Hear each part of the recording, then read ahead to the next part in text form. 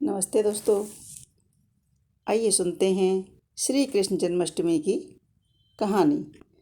द्वापर युग में पृथ्वी पाप से तथा अत्याचारों के भार से दबने लगी तो पृथ्वी गाय का रूप बनाकर सृष्टिकर्ता विधाता के पास गई।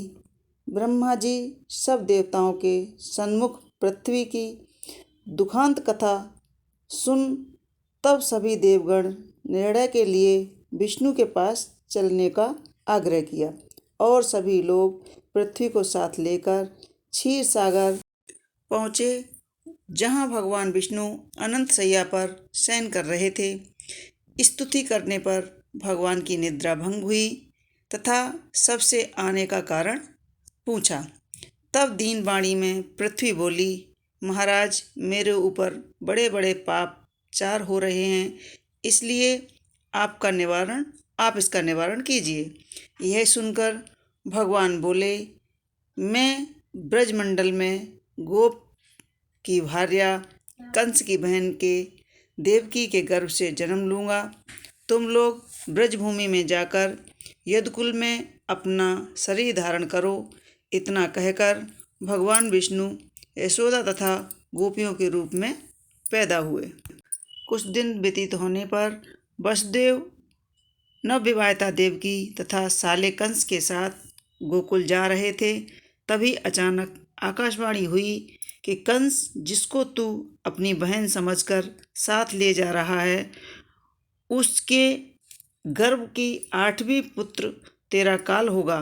कंस यह सुनते ही तलवार निकालकर देवकी को मारने दौड़ा। तब वसुदेव जी ने हाथ जोड़कर कहा, कंसराज, यह औरत बेकसूर है, इसे आपका मारना ठीक नहीं है। पैदा होते ही मैं आपको अपनी सब संतानें दे दिया करूँगा, तो कौन आपको मारेगा। कंस उनकी बात मान गया।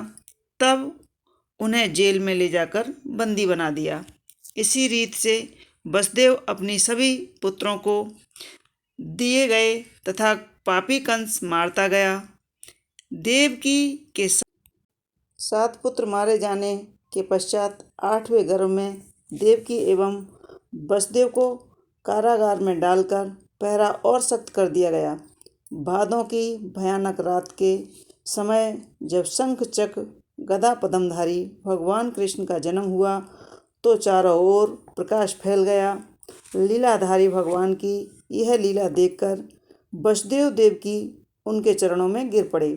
भगवान कृष्ण ने बाल रूप में होकर अपने को गोकुल में नंद बाबा के घर पहुंचाने तथा वहां से कन्या लाकर कंस को सौंपने का आदेश दिया।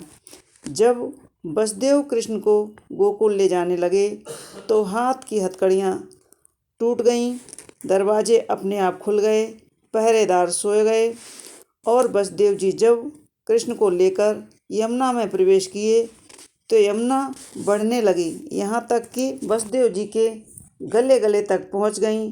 तब श्री कृष्ण भगवान ने उनका अपना पैर बढ़ाया और यमुना जी चरण घट गईं। वासुदेव यमुना पार करके गोकुल पहुँचे। वहाँ खुले दरवाजे तथा सोई ही यशोदा देखकर बालक कृष्ण को वहीं सुला दिया और सोई हुई कन्या को लेकर चले आए।